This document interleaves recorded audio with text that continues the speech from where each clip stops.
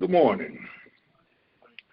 Today, November 1st, 2020, the title of the message, If You Fall in Love with Me. If you fall in love with me. This is recording number 123. If you fall in love with me. Where did that title come from? Well, one day I was just listening to some of my music, and of course, Earth, Wind & Fire came on, and they had a monster hit called If You Fall in Love with Me. And I learned a long time ago to listen to the lyrics of the song instead of just the beat.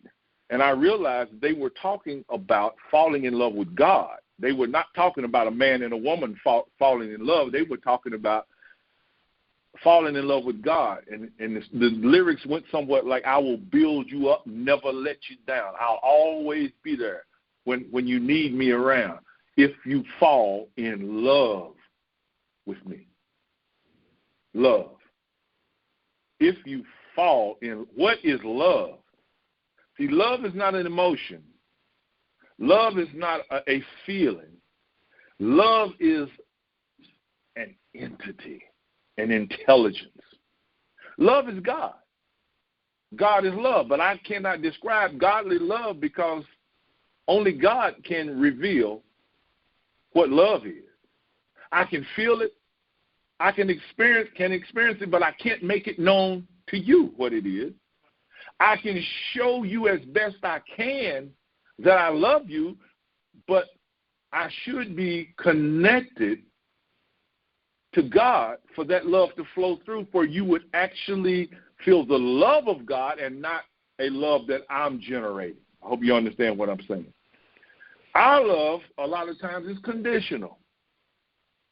I'll do good to you if you do good to me. You owe me one. I did this for you. I love you. You owe. Love is unconditional. Love just gives itself. It does not expect anything in return if you fall in love with me. God is saying, stop trying to show people that you love them. Stop trying to do things for people to show them that you love them, because at some point in time it's going to fall in a crack or it's going to get hung up somewhere and you're not going to be able to get it out. So what do? You come to God first. You seek first the kingdom of love. Man does not live by bread alone, but by every word that proceeds out of the mouth of God, not out of the Bible. You see that? See, a lot of people think that the mouth of God is the Bible. No. Those words were spoken by God and written down in a book by men who were inspired to write down what God had said or what God meant to them. But where did they hear it? God has a mouth. The voice of God spoke to Abraham and said, Abraham, walk upright before me. I will be your shield and your buckler. He wrote that down. But can you imagine the word speaking to him, motivating him, stimulating him to walk before something that now he could see, he could hear, he could taste, he could touch? Oh, taste and see that the Lord is good. Paul on the Damascus Trail, and he's hit with a bright light, and he falls down, and the voice spoke, Paul, it is futile for you to kick against the prick. Paul had it written down, but the voice spoke to Paul. The voice was the voice of Jesus Christ speaking to him. So, in other words, what is Israel saying to you? If you truly want to hear God, if you truly want to walk with God, you must seek God with all your heart, and you will hear the voice. Once you hear the voice, see, once you hear the voice, you won't doubt. You can write down what God has said to you, and you can pass it on to other people. They may accept it, or they may not. But will you know? Yes. Why? Because I will build you up if you fall in love with me. The theme of our message today, thy word have I hid in mine heart, that I might not sin against thee. Thy word have I hid in mine heart, that I might not sin against thee. See, a lot of times, even in churches, the minister tries to get the word that he has in his heart. He tries to get it in other people's hearts, and he can't. He can only hide it in his heart and remain true to it, that those who are listening and perceiving can recognize this guy really loves God. How will they know that he really loves God? Because his actions will express the love of God that's in his heart. Thy word have I hid in mine heart. You know, you need to go to church. You need to get saved. That's what people have been saying to you all your life, haven't they? Why? Because they believe that that's what needs to be done. But what really needs to be done is that word of love that's in their heart. Who is doing this talking? I am. Who am I talking to? My God. I am telling my God that I have taken his word and I believe his word beyond a doubt. And I have hidden it. Why did I hide it? Because the word of God is not something that people just readily want to hear. I know y'all know what I'm talking about. You get out there and go to talking about God, what do people do? They start turning the volume down, don't they? They slowly turn it down, till finally they turn it off. So thy word have I hid in mine heart. Oh, here come the preacher. Let's put away. Let's do it. Let's stop. Man, do whatever you're going to do. I'm not your judge. Who saw you doing before I walked up? Hello.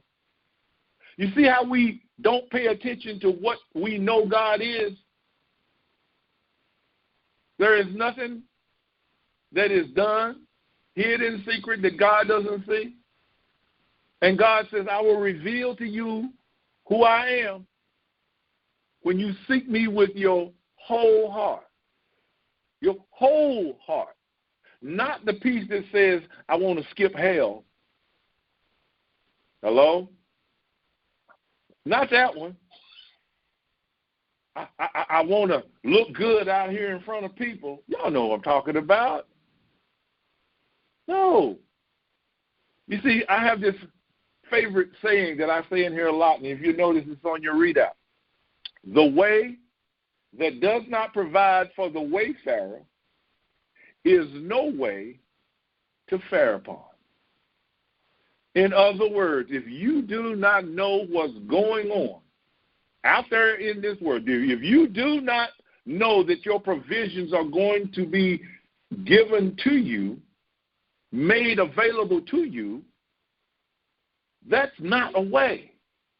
You see, it was 1984, 85, I believe. That's when it came to me that God had placed me in a church, and I had made myself responsible for taking care of the church, and came to a realization that it wasn't happening. I remember when Deacon Edwards called me up and said, we almost out of oil, and we ain't got no money to buy any. And I remember pulling in my yard in the rotary field and pulling up to the house and sitting out there and just crying. And I said, God, where are you? I didn't ask for this. But you know what? It's yours. And if you can't take care of it, I don't want no parts of it. Well, guess what happened the next day? The money came from somewhere. The oil, we went and purchased the oil. We quit selling chicken sandwiches and hot dogs, all in that one wet weekend. And what year are we in now? 2020. And those who have been on this ride with me since then know that we have never asked a person for a dime. Never. Why? The way that provides for the wayfarer is the way to fare upon.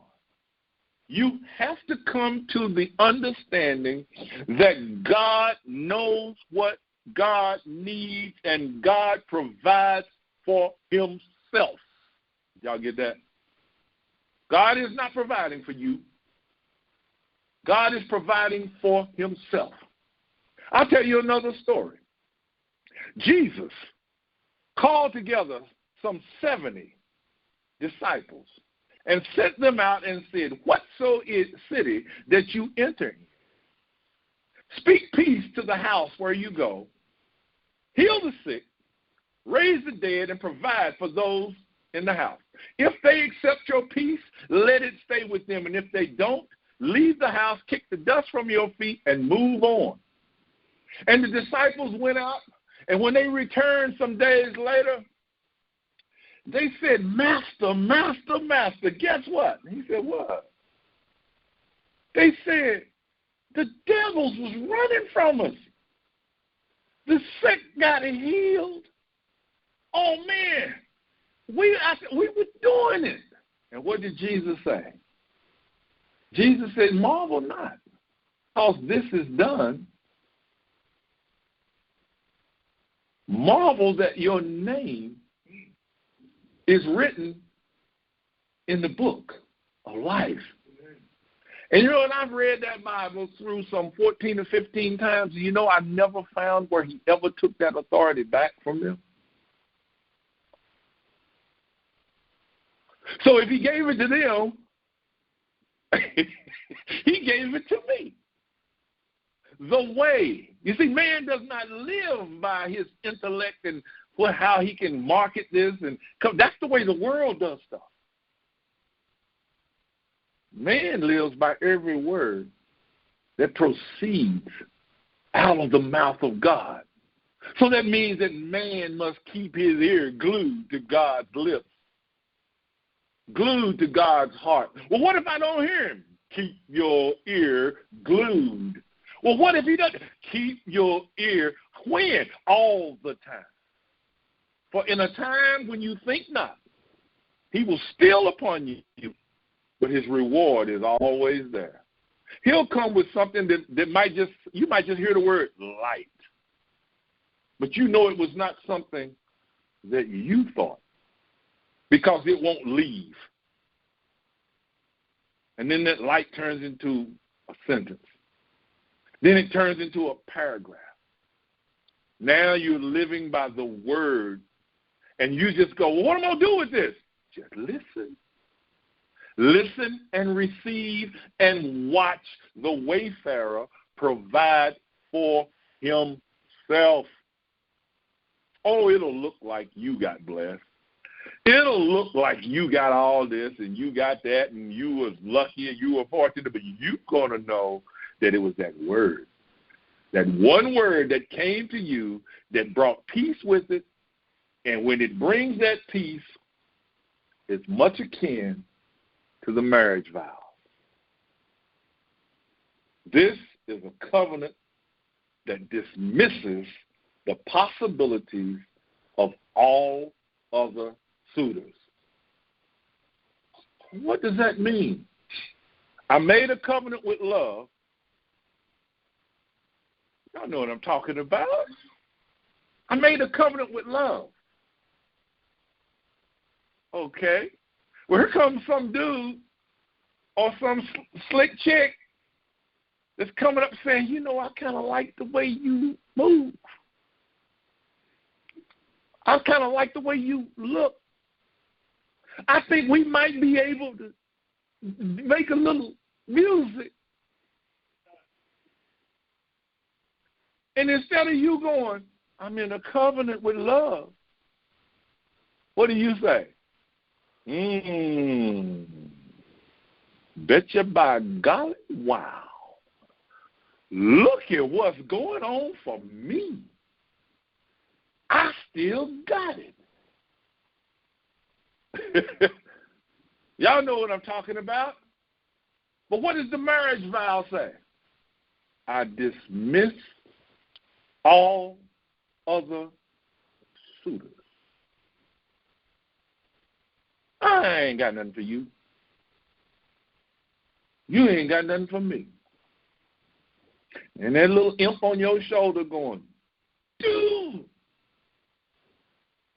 girl, this opportunity may not. Shut up. I have made a covenant with love, which is God. And this covenant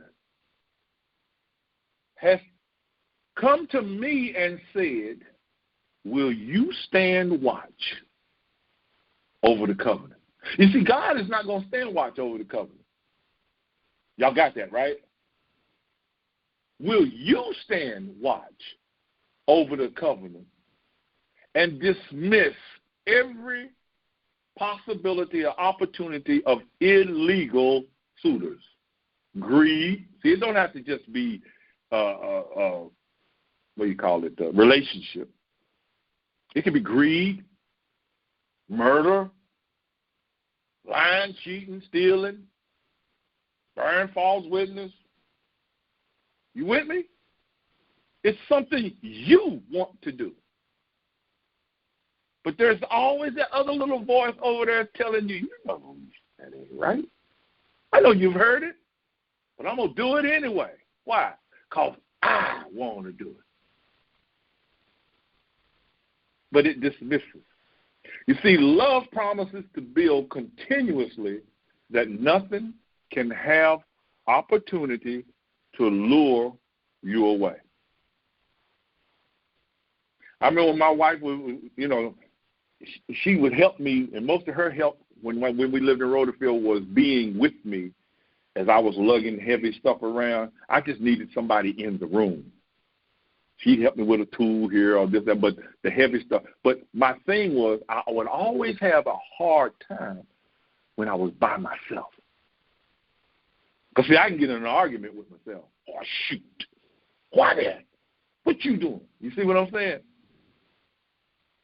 When she's around, I can't do that. You go, Kenny, what's wrong?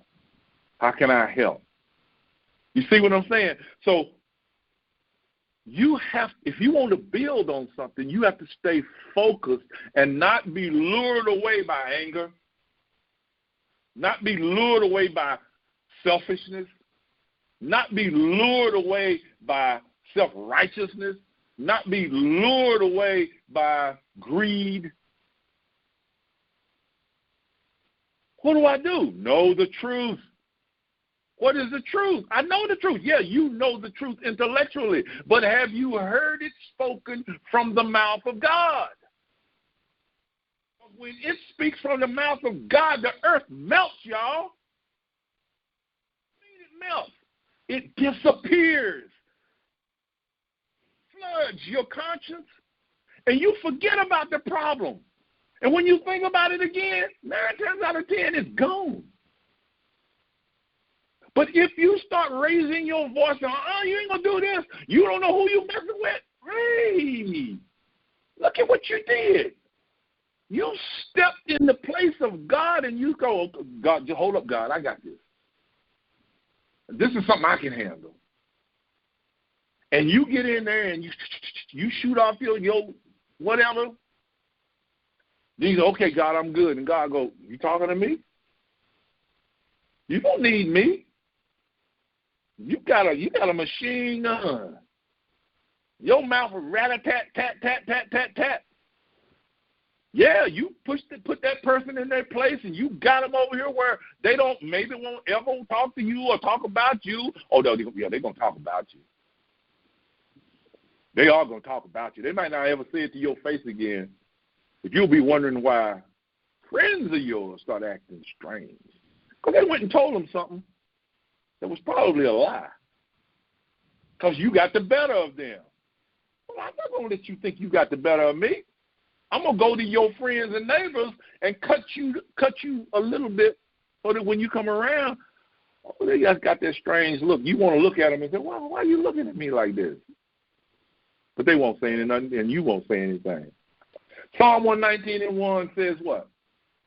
Oh, how love I thy law. It is my meditation all the day. Man, I can't think about God all day. I got work to do. I got stuff I got to do. Yeah, that's right.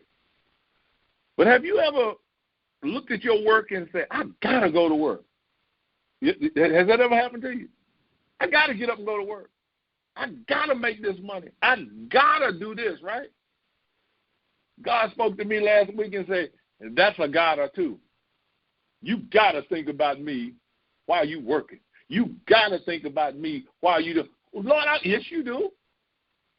You know exactly how to think about me. How? Put me on your mind. Once you put me on your mind, you have put the infinite glory of the universe in your conscience, and it is spinning now. It's just spinning going, I got you. Love is talking to you. The love of God must be afforded every opportunity to express its promises and benefits. It must be afforded the opportunity. You must give God the opportunity to be God. Stop telling God what you think you need. God is omniscient. What can you tell him? I know you're lying down. I know you're getting up. I know your thoughts before you think them. What could you pop? God, I need a raise. Come on. You must keep God on your mind. Yeah, it sounds ridiculous. It sounds crazy. But you have to work through it until you become comfortable with it. Jesus Christ kept God stayed on his mind all the time to the point to where the kingdom of heaven was flowing in his consciousness that all you had to do was walk up to him and pull on his coat. And people got healed. Come on. Paul and not Paul, but Peter and John walking down the street talking to each other. And the shadow touching people, and they getting healed.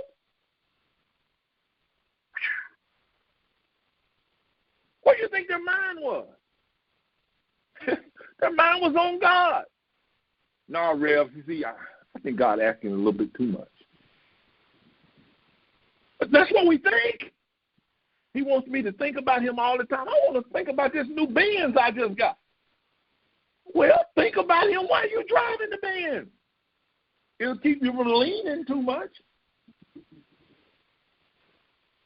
Y'all think I'm being funny? I was going to Bluefield last week, and right there at Blue Well, where you at the light, I just happened to glance over, and a car went by me, and you couldn't see the driver. Yeah, his seat was laid back in them. I said, now, he going to get mad if a cop pull him over. But what do you think his mind was? Was it on God? It sure wasn't on God, was it? You see, this is accomplished by keeping it fresh and active in our conscience. When people came to Jesus and they said, I got a problem, Jesus said, look again. Did y'all notice that? I need to do so. Look again. Even though he didn't say the words, look again, what do you want? I want to be able to see. Look again. I need to pay my taxes. Look again. Jesus, we don't have any food. Look again. Can you see it? Nicodemus, I need to be born again. Look again, Nicodemus. Except you be born again. Except you are able to follow my directions, you will never see the kingdom. And all of y'all, I know I'm going to offend somebody with this one. Like Steve Harvey said, I can't wait to get to heaven. I don't need to see my mama. Jesus said the kingdom of heaven cannot be seen. Now, what he meant by that, it's pretty obvious. You can't see it. But it has to be a process that goes on in. I'm not saying you're not going to see loved ones again, but the bottom line is he said it's not a place. It's not a locality. So what? Hey, you choose to believe what you choose to believe, but I choose to believe what he said. I'm going to let him show me what's on the other side of that after I see what he said it is. This is the ability to conceive and express without the aid of man. What? Look up. And in the pictures, in the Bible, what do we say? Jesus looked up to heaven, right? And immediately, this is what we see, right? We see him looking up in the sky. I want y'all to do me a favor. I want you to look at 1 + 1 right now. Where'd you see it? Where'd you see it? In your conscience. That's looking up to heaven, because that's a truth that is always in heaven. It never leaves heaven. It never thinks about changing. It never needs correcting. So Jesus looking up to heaven, he was looking at the truth of God's creation. Man made in the image and likeness of God. Man filled up with the intelligence of God. Man having the wholeness and the infinite nature of God. Man being able to see the correctness of life when in front of him it looks like life is falling apart. That's looking up to heaven. I am not far from thee, as you would suppose. Look up. Jesus said, I know you say that it's, what, 4 months to the harvest, right? So come next April, somewhere around March, April, those of you who plant gardens, you're going to get that pick and shovel and that whatever, you're going to get out there and right? And you're going to be looking for the fruitage of it when? 3 to 4 months later, right? Jesus said, I know you say it's 4 months to the harvest, but I say, look up now. Your time is always here. You don't have to wait no 4 months. If you can see in heaven the correctness of life, it must appear in the earth the way H2O appears. When they come together, you got water. If you're in Alaska, it's going to be ice. Okay? If you in the kitchen, it's going to come through your refrigerator as water. That's hydrogen and oxygen coming out of there. You're calling it water, but it's a process. If you're in a sweat box, wherever water appears, what's there? Hydrogen and oxygen. You must know the truth of this in your conscience. Luke 10:4 says, carry neither purse, nor script, nor shoes, and salute no man by the way. Oh, my goodness. Doesn't that go back up to my saying now? The way that does not provide for the wayfarer is no way to fare upon. Jesus said, I'm sending y'all out. And he says, don't carry a purse. Okay, you women that carry purses, what's in that purse? But mainly, money. That's what he's saying. Don't provide for yourself. Script would be whatever you get. Money. Shoes. I got a good one for y'all. The children of Israel are in the wilderness. And we know the story that they were in the wilderness for 40 years, right? And the scriptures say that their shoes and their clothes never waxed old or wore out, right? Now, we know that there were children that had to grow up, so their feet got bigger, right? So that means that the shoes grew right along with their feet. My question to you is, why did the clothes and the shoes not wear out, but they got older? Something to think about. You see, God was taking care of the shoes and the clothes, but the people were thinking they were getting older. Like you, like me. We think that our journey started here in the earth, and we think it's going to end here in the earth. That's a lie. Made in the image and likeness of God. How old is God? That's right. You know. Don't say who knows. You know. He's infinite. He's as old as you are. Right? That's why a lot of people say something to me, and I look at them and say, man, I'm old as dirt. They think I'm being funny. Because I was there when dirt was created. Why? Because the infinite intelligence that I am made the dirt. Carry neither purse, nor script, nor shoes, nor salute no man. Don't ask people what you should be doing. How am I going to do this? Who going to help me? Remember little prodigal boy standing by the hog pen? He got ready to eat the hog slop because he had nobody to help him, and he had nobody that he could call on, and he had no help. What did he do? He came to his senses. He looked up to heaven, and he said, shoot, man, I can go home and be a servant and have a better life than this. And he went home, and what did he say to his daddy? I'm sorry, for I have sinned against what? You and heaven.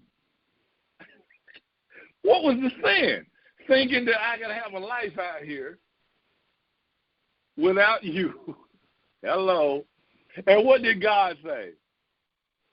Come on here, boy. My son was lost. Now he's found. He was blind, but now he sees. What does he see? Me. He sees me. That's all you're looking for. Salute no man. How I'm going to make it? Well, some of you wasn't born in the right city, were you? You weren't born in the right family. You weren't born in the right state. You weren't born on the right side of the stick. How you going to make it? Take no thought. Seek the Father with all your heart, with all your strength, no matter how inconvenient it is. Seek him with everything, and he whose right it is to come will come, and when he comes, what? He'll steal upon you like a thief. He's not bringing thievery with him. He comes upon you when you least expect it, but his reward is with him. Now, what is your reward going to be? Something for me. For love to be fully beneficial, one is to divest themselves of pre-prepared solutions or plan Bs. I'm creating my own word there, pre-prepared. You know, because we already think how we know something's going in. Then we draw a picture of it before and say, when I get over here, this is what's going to happen. Now, he said, you got to quit all that. No man knoweth. That's why Jesus was always saying, no man knoweth how the Father is going to come. So it's not up to me. It's not for me to give to you. It's the Father. The Father is your understanding of who you are. That's what the Father is. That's why you get seated beside God. You don't pray for me, Rev, that I get more faith. No.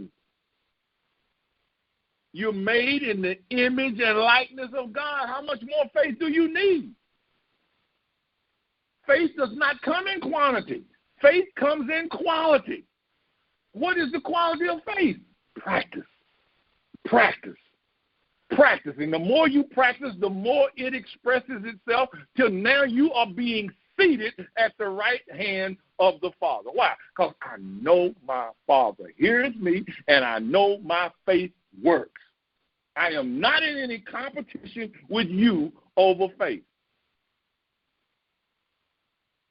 The Lord is my God. In him will I trust. The journey will be arduous and stressful because it is the overcoming of the personal self, the strong man. I am overcoming me. I am falling in love with the Word of God, and to fall in love with the Word of God means I am kicking that which I thought I was, my strength and all of my attributes, I'm kicking them to the side, and if God wants to use them, then he can pick them up and use them. But right now, I don't have any use for them. I'm getting ready to strong man. This is certainly not an easy undertaking, but always be aware of the one thing that we always have at our disposal, a way shore. Jesus Christ is always there, showing us how he did what he did. Ephesians 6:12 says, we wrestle not against flesh and blood, but against principalities, against powers, against the rulers of darkness of this world, against spiritual wickedness in high places. God did not make any of that. You need to get that in your head. I am God. I am pure. My eyes are too pure to look on iniquity. God did not create anything called a devil. That would be against his nature. He cannot look at it. So what do? We wrestle with the principalities and powers and all those things that we have established within our own consciousness, and we have to overcome that. One thing we need to understand is Jesus was not as cool as we make him out to be. We have not a high priest who has not been tested and tried and put through tribulations and what. We do not have that. But he was tested. He knows the pains that you go through. Why? Because he had to feel those same things. He had to know what it felt like to hurt. Like think about this. It appeared that Jesus was born out of wedlock, didn't it? Joseph was not his daddy. So what do you think one of the names was that he grew up with? Hello.